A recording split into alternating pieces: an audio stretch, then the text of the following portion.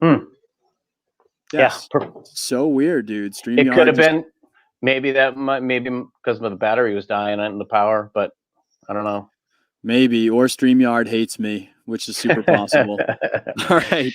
So we were talking about you were talking about some of your process of how you go about. We were talking about like I was kind of like assuming I was like, hey, you have to be approaching this with like your drummer hat on of like, how am I going to use this to play certain rhythms and music? How am I going to use this thing? But then like your contractor hat of like all this experience you have building stuff. Like, how do you go about the process of coming up with these instruments and making these sounds?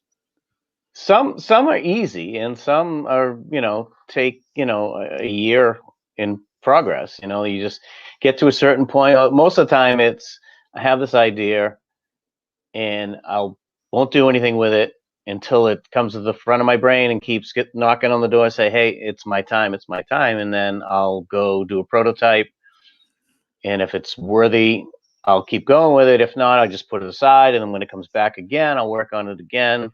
Um, some things will not let me go.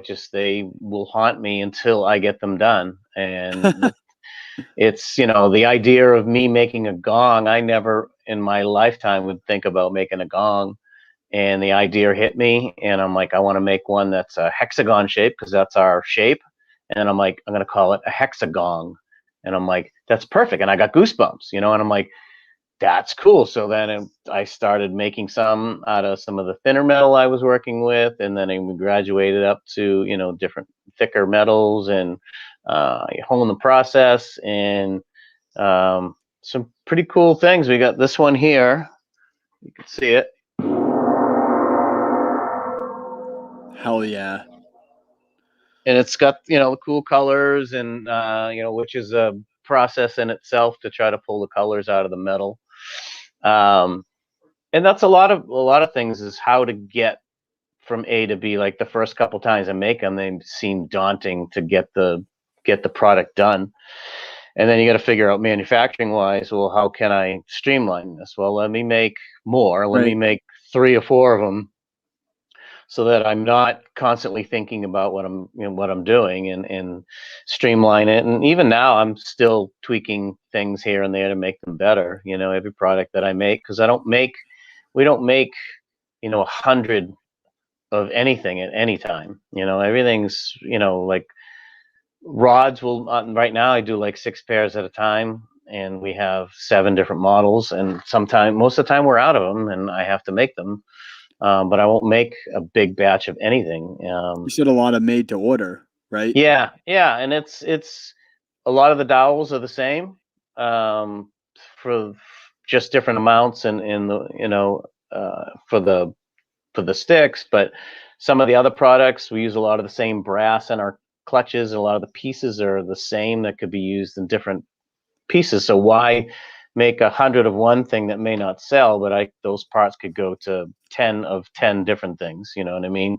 Right. So yeah, for me, it's just making the process of setup and assembly. Getting everything there that it's easy. I have 11 drill presses in the shop, and they're all set up for a different process except for one. Wow. One is the biggest one, which I use for a lot of things. But other than that, they just stay set up, so I don't have to worry about, oh, I got to drill all these today, and that time could be spent on something else. That's more meaningful at that point. So, Right. Yeah, I but imagine like some of the things you probably find like I like me, I write like a lot of things for I write the music for like intros for podcasts or YouTubers and things like that. And I remember there was one where we needed to get like this like it was like it was working with like an animation. We had to like make the music with the animation. And I was sitting in my room and there were like these like calling hawks out our window. They like go from tree to tree and they call each other and they like follow yeah, down paths. And I yeah, went outside. I had like an attachment with my iPad that had like a microphone and I ran down this trail and I was like following these things because like I was working on a piece and I was like, these things sound like a cartoon thing like yelling right now. They make this weird like wah sound. And I went I out know and what. got like the Foley and I used that to resample it in. So it's like I imagine some of the metal things that you have, you might be like working on something or like something happens or like that salt shaker in the diner or something. You're like, whoa, what the hell is this thing? And you have to like follow that sound until you like find it or like you figure it out Right. on the fly. While other things are like someone's coming to you with an idea and they're like, what's this? What's the solution to this problem? Yeah. Or you think of something because you have done something before and you're like, wait, I've done this thing before. What if I did this other thing because this thing wasn't completed? It's got to be multi Oh different yeah. ways you come up with stuff, huh? Some of it's Oh like yeah. pre planning, some of it's like just on the spot. And a lot of it is, I'll work on something and it just doesn't work out. It didn't sound the way I wanted it to, whatever, and I just leave it alone. But the process that I use to make, bend the metal or cut the metal or do something always comes back and says that's why you made that product. It doesn't work just so that you could figure out this process, and I don't do things normal. I mean, I don't know any of the rules for metal making. So I'm a woodworker. I treat it like wood. So, um, I've had some machinists make some parts for me, and they told me the way they did it, and it didn't work for me. So I ended up making them, and they actually work better and fit better. And knowing that I have control over that, I can make them and adjust it as I go too. Um, so we do everything. We do.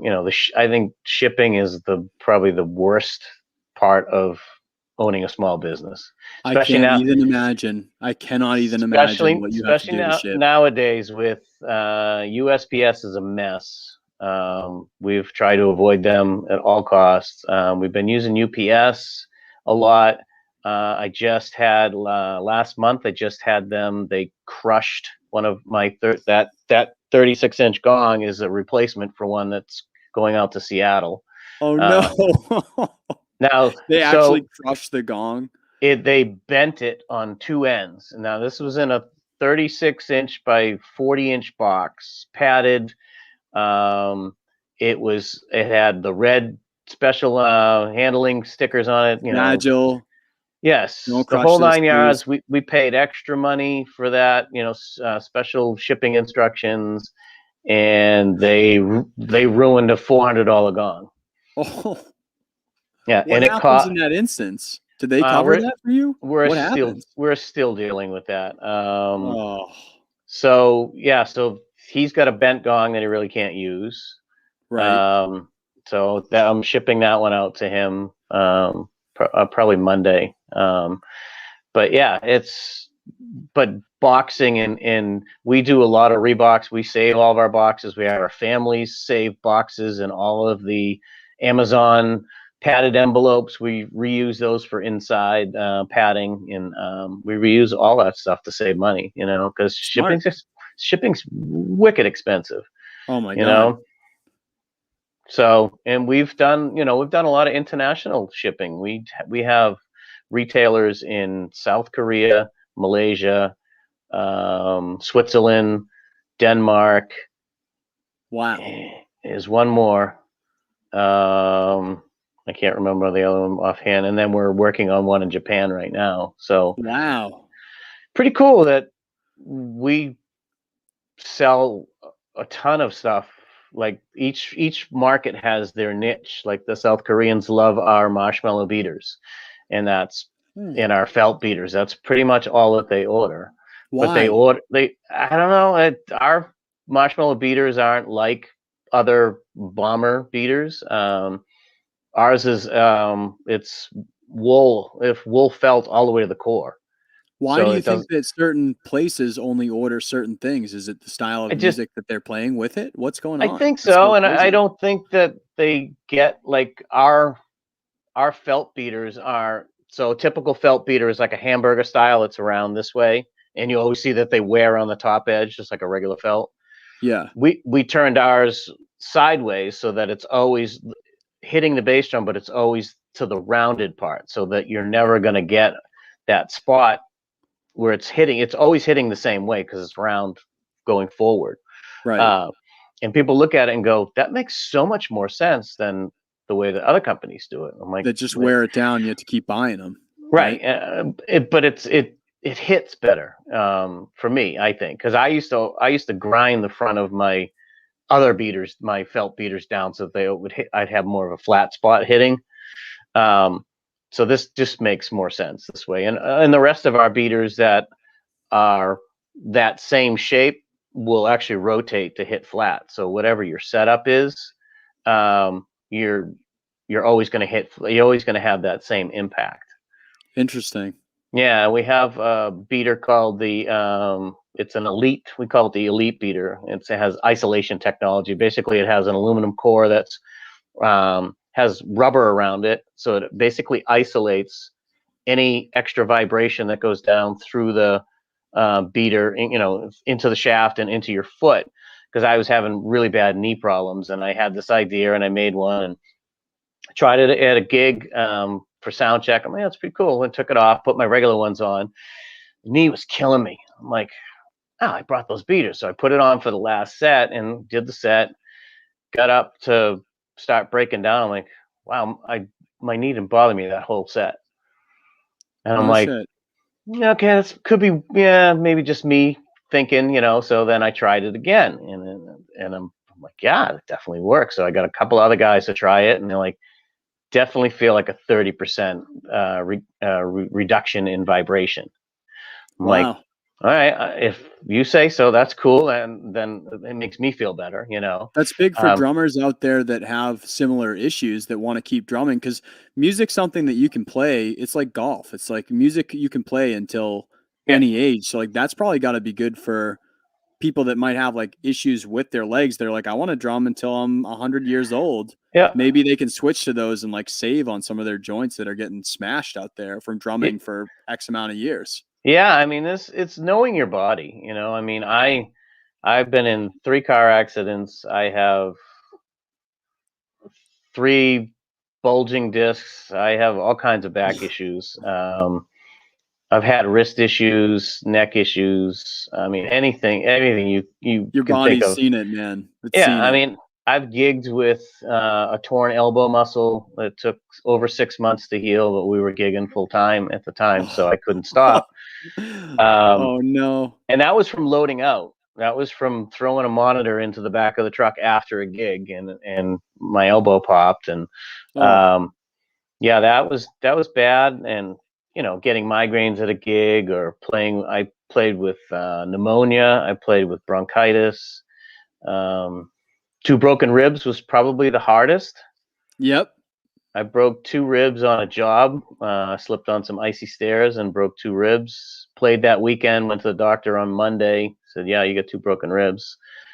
Then went to NAMM on that Wednesday. Yep. So carrying a backpack, with gear in it to show people at NAMM, and I go back to the room every 2 hours in ice. And oh my God. You have to for this, man. I remember I got like 7 stitches in my head on the first day of tour. And then at 2 a.m., I was getting the stitches put in, and I was playing a show in another state like 8 hours later or something like that. And then I've had times where I got two ribs bruised at a show in Mass, and then I went down to like New York City like the next day, and it's just like sometimes when you're living the gigging musician life, man, you just kind of like figure it out between whiskey and crying and just make it happen. Yeah, we did. When I had pneumonia, we were playing Nantucket Island, so I was driving the band truck, and we take the ferry over and the whole 9 yards. And I ended up getting a hotel room separate from the band house because I just needed to sleep and take hot showers and do the gig and go back, and yeah, I mean, you just back then there wasn't like it is now. Back then, if you couldn't do a gig, there was no getting someone to fill in. It was, you did the gig. Yeah. Now it's, bands have all these different musicians playing. It's whoever's available, and it's not a big thing anymore. But, I still play with the same guys that I've been playing with, since 93. Cool. So that's awesome. Yeah. So so you're you were a New Hampshire guy, right? I was, yeah. Honestly, most of my life is New Hampshire. Maine, I've only been here for 8 months. So where in New Hampshire were you? Danville, it's like near Okay. Kingston and Yep. Hampstead. Yep. So the Yeah. band Muggsy was my band, Okay. and we played that whole area, Plastow and Front Row Sports Bar and all that down there. And um, I've actually worked in Danville quite a bit. Really? Yeah. What work is in Danville? There's no Uh, work in no, Danville. I worked on a couple of houses out there. Okay, I'm working on houses. I was going to say Yeah. the only business in Danville is a gas station that sells ice cream and pizza too. No, I did a couple of renovation jobs out there. Yeah. But yeah, it's crazy. But yeah, you got to move on. You got to do. I'm not one. I know when I need to rest. Doesn't mean I always do, but I try to. I mean, listen to your body. And I had chronic wrist issues for 2 years playing, From drumming, and you think? From drumming? yes, Yeah. and went to maybe 8 doctors. I say 10, but and they all told me something different, from carpal tunnel to tendonitis to everything, and ganglion cyst. Then I went to a holistic doctor. He says, "Yeah, you got a ganglion cyst on your wrist." Um, so they call the Bible bumps. They would smash them with a Bible yeah. So I was I don't know also what that is, ganglion cyst, but it sounds terrifying. it's a cyst that grows usually right here on your wrist, so that bending part of your wrist. Okay. And I played. That's the way my motion was. So then I had to turn it over and play more sideways to get rid of that motion. But so I had the doctor all set up. I was going to get surgery, and I went in, and I said it doesn't hurt anymore. And he's like, good, because the doctor that was going to do the surgery is dead. And I'm like, oh, okay. So I guess Oh, that end of that story. oh my God. But Is dead? yeah, he was older. So, Okay. but playing full time, I had a lot of wrist and back issues, and I have two bad knees. Both my knees are worn out, so the patellas are worn out. So, Man. getting out of construction was the best thing I did, and getting full time into creative percussion. So, it was the right time in my life to do it, and I'm grateful that I have a supporting wife, and that a bunch of guys that really that believe in us. So it's pretty cool. How did that transition happen, Kevin? How did you go from this construction piece into the creative percussion piece? What'd that Um, look like? well, I was working with Rich Sticks, making all their beaters and multi rods, and then we were doing the drum taco at that time. So I had a shop in their shop, in the mezzanine in their shop in Brentwood, and I really wanted my own thing. I really wanted to be my own boss and do my own products, and do like I'm doing now. If I have a thought, make the product, make a couple of them, and start selling them. And if they sell, great. Throw them at the wall, see if they stick. That's my Yeah. philosophy. Get it out of my brain and into somebody's hands. They'll So tell you. They'll tell you if they like it. right, and it's They'll tell you if they find a music that it fits in from a genre. some things will come back around that maybe we haven't sold much of, and or haven't given enough attention to marketing or whatever. They're always going to be there. So I ended up finding a shop close to where we live now, and it's like a minute down the road, 2-car garage with a back room and attic, and it happened to be the owner was someone that followed the band. So her and her husband are always at our shows, and we play their bash every year. They have this bash called Mayhem up in Ware, and Okay. so I found out it was them. They're like, of course. So it became my shop, and um, I'm still trying to find spots because I've been out of room for a long time, so I've been trying to do high shelves and try to keep somewhat organized. I'm kind of a messy worker. You kind of Um, have to be with that type of creation where you're like, you tried those metal balls for like right. the shakers or something, then a year later you come up with a beater with it. It's like you kind of have to facilitate that type of creation. You can't have it be like a straight linear line, or you can't think. You know, you can't Well, mess around. I'm a visual guy, so everything has to be out in the open, whether it's on a shelf in a clear tote. I have to be able to see it. If it's in a box, then to me it's gone. I might as well Doesn't exist. throw it away. So I I'm have talking stuff. to a man that has a whiteboard in my dining room on the wall, because the only way that I'll like remember like what has to happen day to day, I straight up took a whiteboard and I have an entire wall in my dining room. That's the only way that it works for me, and it's ridiculous, but it's like, hey man, but you know that, and that's if the it thing. works, it works. Knowing how you work, knowing how I can't stifle my creativity. I can't, say, no, I'm not going to work on that. And when it's poking me from in the brain from the inside, and it's there, it just needs to be done. And I can make things 100 times faster than I could in the beginning, So now it's have the idea. I have the more than likely we have the materials in the shop hanging around or something. And I make it. And then it's a new ball game from there. It's out of my brain. I can take a breath, and if it takes off, it takes off. If it doesn't, I'm fine, because it's out of my brain. I'm like not the a guy. Friction in your way of creating is gone, Right. So that way the idea can get out of there, and then if it plays, it plays. Yeah, I'm not a guy that writes things down a lot. Like day to day, I try to use my brain as much as I possibly can and remember things and not have notes. And even in the band, like we wouldn't rehearse. We would learn new songs and just show up and play them. And I would never write notes. I would just learn the song, and I never learned the song by playing it. I usually learned it just by listening to it over and over as I'm working, because I never really had that much time to sit down. Even at the shop now, I have a drum set there, but I can play it 5-10 minutes a day to make videos, and then it's making products and Percussion orders and products. Yeah, so it's it's crazy. You got to force yourself sometimes to just practice or do something to get that. And some days I'll go and play for 15-20 minutes, and I'm like, oh, I feel so much better. Yes. It's crazy how that works, because like it's like I'm on a different industry, but the exact same thing has happened to me, where I started drumming in the 3rd grade, and that got me into music. And then I followed that all the way, and I was like, I want to make a career of music, and I want to be an audio engineer, and that's how I'm going to do it. So now I'm an audio engineer, but now X amount of hours a day, you're sitting there processing other people's music. And then it's like, I really don't play the instruments nearly the amount that I used to when I was just gigging, that got me into it.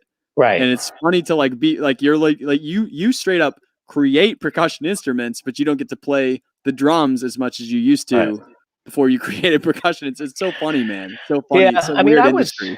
I was never a big practicer anyways. It was more of just the sit down and play. I'm just not that type of person. I'm not a schooled person. I didn't do well in school. The only thing I did well in school was all my elective classes, building trades, electronics, screen printing, all those classes I took. And I've used every one of those. I was a screen printer when I got out of high school.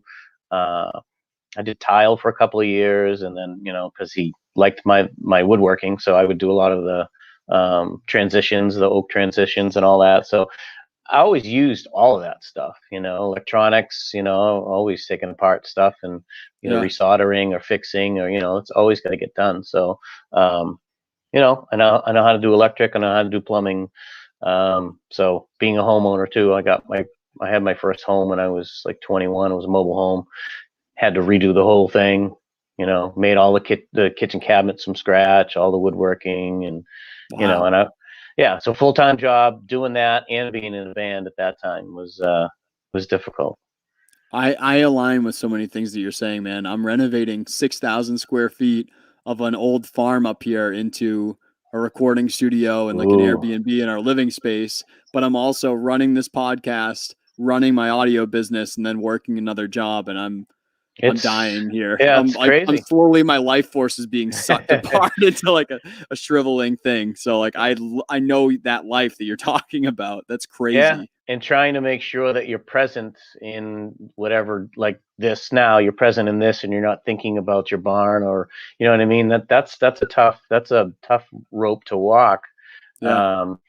I'll find myself somewhere else if I'm grocery shopping or something, and I'm thinking about, so how am I going to make that, or I got to make that jig to make this product or whatever, and I'm constantly somewhere else. You walk the cart into the wall or something like that. No, again, I try not to rely on grocery lists as much as I can too, just to try to remember things. But knowing yourself is the first step, because once you know what you can do, and then you push beyond that, and I've done that. I never thought I would work with metal, and now I love it. And I never thought I would be making gongs, and I love the sound of them. So Yeah. it's crazy. It's really, you do make your own choices, and you're, create your own path. Our path has been, work hard, work hard, work hard, and try to get to, we have big plans. We plan on moving shop to Arizona, to the desert, Really? because oh yeah, we hate the snow. Oh no. Oh yeah. So yeah, we have Wow. plans Okay. on moving, and eventually having like a wellness center where um, people can come and do drum circles and Mm, all kinds of stuff.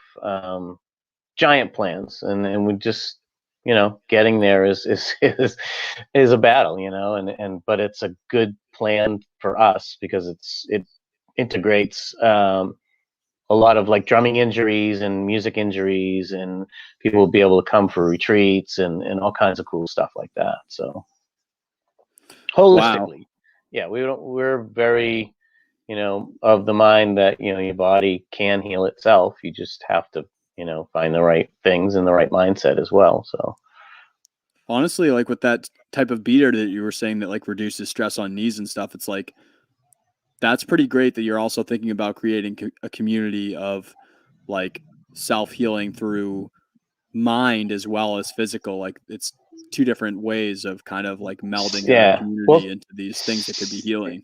sound healing is huge. I mean, just these gongs affect people. The sound of a gong and the sound of bells and certain frequencies. Tuning, whether it be tuning forks or bells, um, any kind of frequencies will tune into a different. Singing bowls. Yeah, we have singing bowls. Gongs. The gongs are just powerful. And you get that gong roaring and you feel it, and it's just a really cool effect. And every morning we have one set up at the house here. Every morning I walk by it and I give it a tap with the side of my fist, and it just, whoa, it's just the coolest feeling. And to That's know so that I cool. made that, it's pretty cool. It's extremely cool. It's like when I'm like focusing in on some of these sounds for when people want to brand something, when you're talking about like how do we make like a feeling, it's like, okay, well, what feeling are you trying to make? It's like all these instruments to me create that feeling. Like if you're happy, it's like, okay, maybe the bells are coming in, or if Right, you want zero BS, it's like, all right, maybe the bells are going out a little bit because the bells can be a little bit dreamy, and it's like all right, these things that we don't think of that way when we're talking about brand or talking about like how do we define something by sound. It's like, okay, well, all of these things make you feel that way because they have a actual effect as that sound. Those sounds make you right, identify entirely with a feeling, and right. people don't realize that or take it for granted or don't think about it, I guess. Yeah, I mean, so between, music is hugely therapy for a lot of people, and just think of, say, we grew up, 80s had awesome music, and you hear a song now and you get the, love this song, and you instantly get a smile and maybe get goosebumps. I get goosebumps when I think of a new product and I'm working on it, and it's coming out. This is exactly what I thought, and I get really excited, Definitely. and I get that, or even just talking to someone and I'm like, I know I can help this person find this sound. Mm, And I rack my brain and I'm like, all right, give me a day or so, and I go and I make something, and like, yes, that's exactly it. All right, and then got it. On to the next one, you know. Right? It's just it's for me that's my, you know, my niche, you know, and I as a kid I wanted to be on the cover of Modern Drummer. Mm. Now that I'm older, you know, we were lucky enough to have a couple of our stuff reviewed, and now we're getting a full page ad. So that's like my older That, that's cool as hell. accomplishment, you know. That's So cool as hell. Yeah.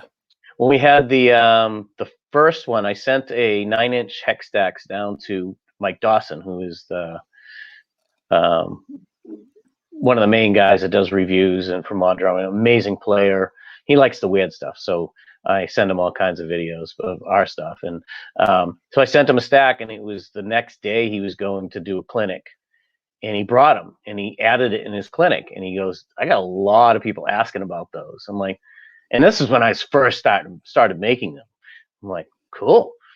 And so they ended up doing a review, and I got a call right after that came out from Daniel De La Reyes from Zach Brown.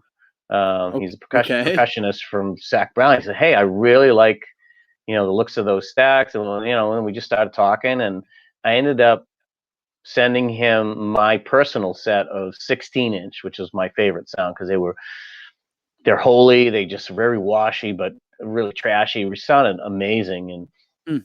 he played them, and he goes, "There's nothing like having hit something that sounds like $1,000,000. You just want to keep hitting it over and over again." I'm like, "Can I use it? Can I use that as a quote?" He's like, "Sure." Wow, man. Yeah, What a feeling you must have gotten from that, huh? yeah, it was very cool. So I did some custom stuff for him, and you know, I had a few people contact me, like bigger players, but the problem is they're all endorsed out with, you know, their companies, and those contracts don't allow them to do a lot of stuff that's similar. Like somebody that has a drumstick endorsement, you know, also has rods and bass drum beaters more than likely. So they can't Right. use that, you know, or they can use it, but they can't say anything type of thing. Right. So our artist program is not a contract. As a drummer, you should be able to use any product that suits your needs, that gets you the sound, the feel that you want without being bound by a contract. So it's an Wow. artist program. It's not an endorsement program. You know, we basically help each other out. You know, we promote them, they promote us. And we don't have to babysit. You know, the guys that want to be here will be here. They will do the promoting. You shouldn't have to force them to, you know, hey, your contract says you have to, you know, promote and do this. The guys that want to be here will be here, and the guys that don't, then I will, mean, you know, don't. even in this Instagram live chat, Kevin, people like while you were like doing your tech work and stuff, I've had I don't know how many of you people out there, like probably like 10 different people being like, "Hey, this place is awesome. I'm trying to promote it down in Pennsylvania. I'm trying to promote it here, I'm trying to promote it there. I got into this during COVID and I love the sounds and trying to let people know about it." You have people advocating for the brand, and it sounds like they're not even any type of like extra connection. They're just customers that are advocating for your brand. So it's That's like, awesome. I love You that know, attitude that you have of just like, you have the choice, and like, you'll advocate for us if you want to advocate for us. And that's such a transparent, like refreshing vibe from some of the drum brands out there are just like really, I don't know. This community is a different type of community, and it's just not the one to be kind of steamrolling in. Like, we're a very weird crowd, us drummers, and it's I think I really like your attitude and take on it of just being like, listen, we're here for you to make these things, but like, if you want to advocate for us, then you will, and that's such a fresh take instead of trying to steamroll anyone into forcing them into a way. It's great. yeah, it's not how I would want to be. And as a drummer, I don't, you know, I don't want to have to only use one company, you know, or one particular brand if they don't have what I'm looking for something. You know, Gotta if get it. yeah, and we have a lot of guys come to us and say, "Hey, can you make such and such, you know, like this other brand?" And I'm like, I don't want to copy anybody. Yeah, and maybe I can do something that has that sound that's in our flavor, sure, but I'm not going to copy anybody directly. Right. That's just not my thing. Um, there may be similarities. Obviously, I had a couple people approach me and say, "Hey, this product is a lot like my product." I didn't even know their product existed, and I'm like, "So it happens." I mean, I'm not the only one that has ideas, and I can write a song that's, 1461 or whatever. I can write a song and someone can say that I copied their song, and you're just like, right, right, there's and so 12 notes, man. Like, we we try to stay, unique. There's things I just pass on that I won't make at this time, and um, I'm trying to keep our unique nature and satisfy other. I mean, there's a million great cymbal companies out there, and I don't want to make traditional cymbals. We're making steel cymbals now with different shape to them and totally different sound. Not if you're looking for a traditional sound, you're not going to like those. But if you're looking for that industrial or trashy sound for certain things, like I want to get into soundtrack writing. I want to do a lot of soundtrack stuff with all of our products, and that would be awesome. What people can use the samples in writing, like when I'm well, writing that some of too. these things, you can use the samples for things. Those as well. Yeah, we want to Cool. do a. We want to do a. We've started a program called the CP Loop Library. So it will be any of our artists that record basic loops with using CP products, that we want to have a library that people can go and either purchase. And we haven't figured the end game out yet, but basically have just all CP products. I mean, we make there's probably 100 products on our website right now. I mean, so there's all different textures and sounds and different things. So um, yeah, that's definitely something that we started. It's just so much to do, and we're not that technical. So maybe that's something that you might be able to help us out with and partner up with us. Yeah, So that would be kind of cool. that's so cool, because some of your sounds, like obviously you're making one of a kind sounds. Right. I'm thinking right away when you're saying like industrial, and like, okay, like there's so many sample libraries that I use when I want like that industrial machine feel, or I want something that's colder or whatever to attack Yeah. stuff. And some of your samples, if you're a drummer that becomes any of these traits that is using software instruments, then it's like, and you make a lot of things that emulate software instruments, you said too. So it's like Yeah. that's such a cool place for you to be in, Yeah. that it's total different world even, Well, and especially for acoustic gigs, or you're maybe not miking stuff, but you want to have hand clap sound, or you want to have a certain short attack with a small set of stacks, or it's infinite. You just got to put your brain to it and say, you know, how can I get that sound without being, electronic, and that's Yeah. really, by adding different textures and layers and chains and different things, that's how we come up with all these different things, and um, it'll make you a better drummer, because when you have a new sound to play with, and especially if you're using stuff. I use a lot of stuff that bounces, so um, it's just barely touching the drum, like a small cymbal or something on the snare drum. So you hit it, but it's bouncing off of the drum. So you got to play to that bounce. Control. Yeah, that'll make you a better drummer. And there's so many things that I've done that nobody's seen. And I have, 3 or 4 really big game changer products that I've been sitting on for 3 years because I want to get them patented before I do anything with them. So I don't know what, patenting takes money, and most of the stuff we're creating is not. This will take a lot more money to produce and make, but it's a game changer, and I've tested it in the studio, and um, it's crazy. Like even bass drum You beaters. shouldn't have shared that here. Now I'm gonna be up every night and I'm like, what the hell is it that he's got? But even like bass drum beaters, they all give you a different feel, sound, and attack. And so I took it one step further, and I took all of our bass drum beaters into a studio, and we did the line graph of frequencies that each one No produced. way. So Wow. we did 4 hits with each one and took the average, and I printed them all out, took pictures of the screen, printed them all out, and you can see the different, some produce a little bit, some more lows. Just the frequencies were different. None of them were exactly the same, and it was pretty cool to see that I'm hearing that, and now I can actually see it. You know what I mean? I'm a super nerd, and any of those graphs, I'd be like, "That's really friggin' cool." It's really I'd be cool. so about that. Yeah. If I can find the pictures, I'll send them to you.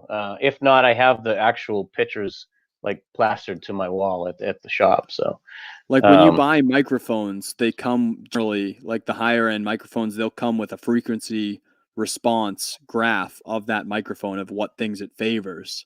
So you hmm, know when you're putting that microphone on things, right, what is this mic gonna like really like hyper focus on?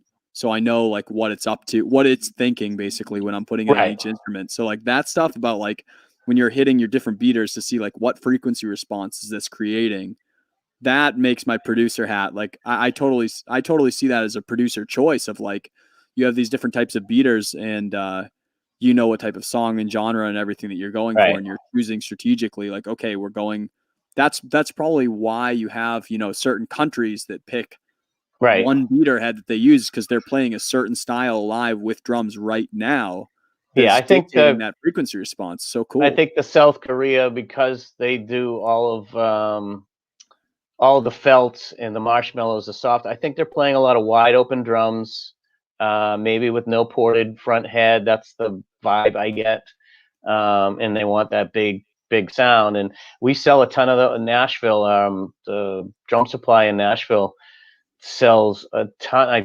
They just placed another order for more of the marshmallows today, and we Really they sell more of our stuff than all of the stores and all of our other stores in the U.S.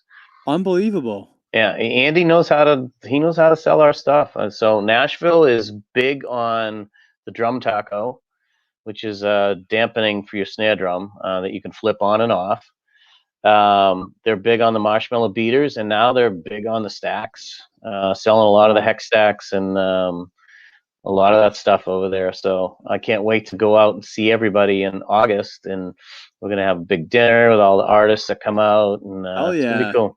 It's gonna be Well, cool. I'm trying to make it so that I can turn a friggin' barn into a studio, so it's taking every dollar I have before I can even buy a sock. But one day I'll have your stuff in my place, man. You have my business when I can afford some Cool. drums past just building some shit. So Look forward to it. You should have if you got any leftover barn wood, you should have Jeff build you a snare drum, stave drum out of some of that barn wood for that barn. I may or may not have hit him up 3 months ago and asked that question. I was like, Yeah. "Hey, man, what are the odds of you being able to take some wood from an 1850s barn and turn it into a snare drum for me that I can play in the studio when it's done?" He's like, Yep. 100%. And I was Yep. like, "I'm in, Awesome. man. I have to. I have to." That's so cool. It'll be crazy to play that history right in the space. Oh, absolutely. Absolutely. Oh, all right, man. Well, I've had you for a long time. I've got 5 questions that I end the episodes with. Can I hit you with those 5 and then I'll let you stop worrying Sure. about tech and go back to making cool things and be left alone? Sure. I'm probably gonna have a shot at tequila after this. So Someone mentioned it when you said that you were going to move to Arizona. They said there's more options in tequila out there. So yeah, maybe yeah. maybe they knew at heart you were a tequila guy. Oh, that's. I think everyone knows that's pretty much all we drink. So Oh, really? All right. yeah. Well, all right, I'm going to add a sixth question then. What's your favorite tequila and why?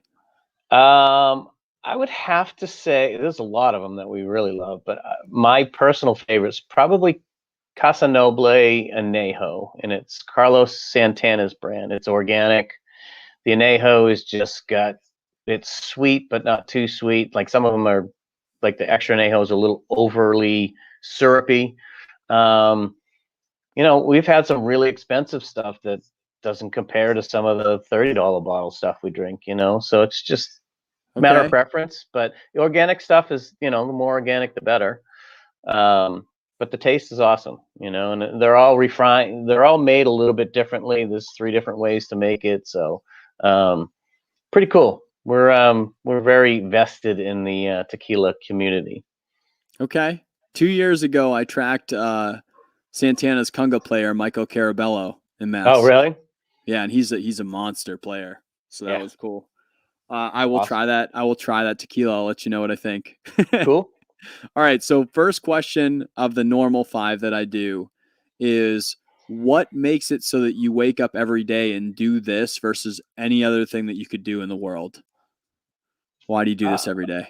I love it. I mean, this is my passion. I mean, from a kid being a drummer till now, and I'm still playing and I'm still always creating, always making stuff, you know. And as a carpenter, I was that creative carpenter, you know. I was the one that people asked me, you know, I wish I could do this. I'm like, I can do that. They're like, you can? I'm like, and then I would do 10 more suggestions and I'd be there for a month, you know. And that's, you know, the specialty custom stuff is where I started, and that's basically now I'm just doing it for myself and hope, you know, other guys liking it, you know. So cool. It's just like a natural progression of like what of everything that like a culmination of everything that you've been about.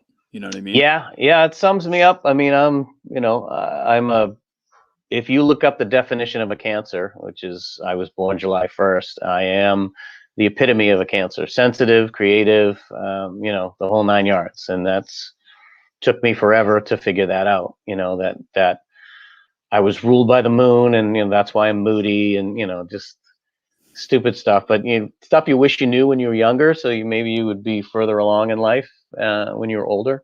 You know? Yeah. That stuff is legit. Yeah. All right. So, what would be along the way? Say you could take the lesson that you learned and give it to someone. What's the worst thing that you've done along the way where you're like, I learned a lot from this, but like I wish that I didn't have to deal with this thing along the way because it kind of sucked? Oh God. Um, just be more open minded. When I was younger, I thought I knew it all. You know, and that's I mean, I probably did. No.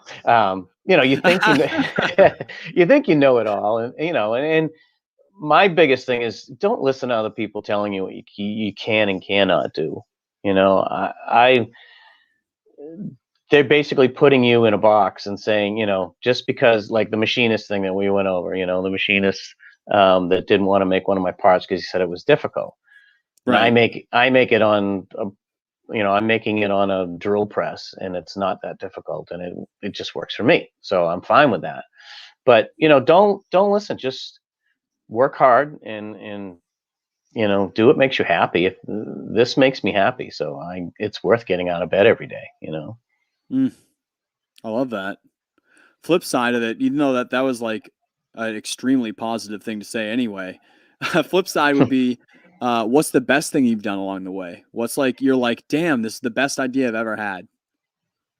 Product wise or life wise, I would say marrying my Up to wife. you. Up to you. Okay. Yeah, I also agree with that. my life turned around when I met her, and that's where basically we started creative percussion together. And she's a huge part of this, so I would say that would be that. As product wise, Drum Taco is it's just such a simple product, but it works great, and you know, everything's made in house, and you know, my wife taught me how to sew, so I get to sew them, and she finish sews them, and it's just a cool thing, you know, to be able to make anything I think of, I can make. That's the most positive thing I could think of. You know, Hmm. it's just whatever comes out, knowing that I can make it. It's pretty cool. That is a, like, this podcast is so centered on creativity and like creation. It's very broad where the way that we talk on it, where like I truly believe that everyone's a creator in some capacity. Yep. And it's just different how that outputs, but it's like that is such a cool thing to feel, to be like whatever I think I create. Just Hmm. that statement alone is a great feeling to have. What I think I create, fact, right? Yeah. I Cool. mean, it's Awesome. to get it from brain to actual product is a pretty cool process, you know, and it takes no time at all anymore. Before it was, you know, with all the self doubt and you know, should I do it? I don't know. Keep putting it off, going to something else. And now I just, you know, just do it. Do it and see what happens, right? Yep. Yep. You can either make it into something else or make it a piece of art, throw it on the wall, or just not use it, you know, but at least getting to that point, you're honing your skills as you're making this, so that the next time you make something, your skills are that much further along, and Mm. my skills are 100-fold since we started this business. Even if you throw out the piece of metal, it's like it helped you create a skill that made it so you could make the next thing. So like, why wouldn't you Yeah, do it? and nothing is a waste. If it's no Right. process is a waste, because you've learned something from it, and you've learned maybe what not to do. I've Yeah. learned real fast to wear gloves when working with metal. Fair. Cut my hands pretty bad in the beginning. Uh-oh. Um, yeah, so I go through a lot of gloves, and I've learned what order to do stuff in, so that I don't have parts spinning out of my hand and cutting my hands open. And so I'm sure just this is learn. pretty gnarly stuff. Yeah, learn from your mistakes. What would be a resource that you recommend to the audience? So it could be based off of the things that you do, could be off of mindset, business, the percussion, anything. What's some resources? Could be books, videos, websites. What's a resource you recommend, or a couple? I do a lot of frequency healing. Go on YouTube, and there's basically, you can listen to these different frequency music. Um, some are for all. As a human, we resonate at between, I think, 60 and 70 hertz. So certain frequencies are going to resonate more with your body, and some people are, if they believe in that, have felt it. But having that music play with your earbuds on while you're relaxing, and it's like an internal massage for me. It's basically my body is being tuned from the inside. I can't explain it fully, but I know that it really helps me. Well, it's funny that you say that. Like, I haven't looked too far into it, but there's a lot of self-help books out there that talk about how the way that you see things and say it, in like the amount of times that you say it to like really believe it, to reset subliminal things, changes the vibration that you're on, which aligns you with things that you're trying to happen. But vibrations are frequencies. They're Yeah. happening at a certain, so it's like all that stuff. It's like, I haven't gotten into a ton of it. All that stuff. It's like, I don't know anything about it, but like, I don't discount any of those things that are like that, because it's like, there's something happening with the way that we react to things. Like, you can't Mm. be naive to the fact that humans just react to certain frequencies and certain things. Like when you're at a concert and you hear like a sub drop and you like Yeah. feel it, Yeah. you feel those low hertz. We're reacting to that. The crowd freaks out. They're like, what is happening? They're like ready to Yeah. go. We react to things, and Yeah. those things, you can't discount that something's happening. So Yeah. Especially I don't know. I don't get it, but I totally get where you're coming from, man. as, I don't discount it at all. especially the brown note, the really low note. Yeah. Everyone reacts to that one. The brown note. Yeah. Last question. This is the easiest one, man. Where do people keep up with Creative Percussion, Kevin Feeney, and what you're up to? Where do people keep up with you? They can go to creativepercussion.net. They can find us on Facebook and Instagram. Instagram, I think we do better than Facebook for sure. We started Instagram, I think, a year later, and we have more followers on Instagram than we do on Facebook. So I think it's a different culture. Um, It is. Instagram's more about not crap talking anybody, just either like something or you don't. Facebook is a lot of snide comments and people putting each other down, and that's pretty hard to take sometimes, Yep. especially when they're putting my products down, and I'm like, oh, just because it's not for you doesn't mean it sucks, and it's Because like, it doesn't work in this genre doesn't mean right, that it's not a good thing in this right, genre. So like, why are we just saying this is yeah, not good? yeah, I'm thin skinned, so sometimes I have to really just step away from something, and Yeah. but if somebody's just looking for a fight, I don't like those type of people. There's no need of it. There's enough hate in the world. We don't need You don't need it over somebody's ability to play drums or the products that they use, or you know what I mean. I 100% do. I'm I'm just on not in. social. I mean, like I live stream every week. I have the podcast. I'm on every stinking social, and there's a lot of amazing stuff that's come out of it. Like I meet people like yourself I meet people like through the social that hit me up and let me know about their life. And like, it's been an absolute gift. But also there are days where you get burnt where you're just like, damn, man, like we weren't even talking about that thing. Like, why do you hate me for no reason? And Yeah. you're like, Yeah. what's wrong? This guy, like, I feel so bad because like someone who reaches out and hits on things like that, like something's not good for them and Right. something's making it so that they got to tear some stuff up to feel better. And it sucks to see Yeah. that, but it doesn't mean that you don't see it and also be like, damn, like I'm all set. Like, come on, man, like leave me alone right now, you know? So I Yeah, get it. no, there's some days where I just have to shut the phone off, and it's not derogatory stuff about me. It's just about people in In general. general.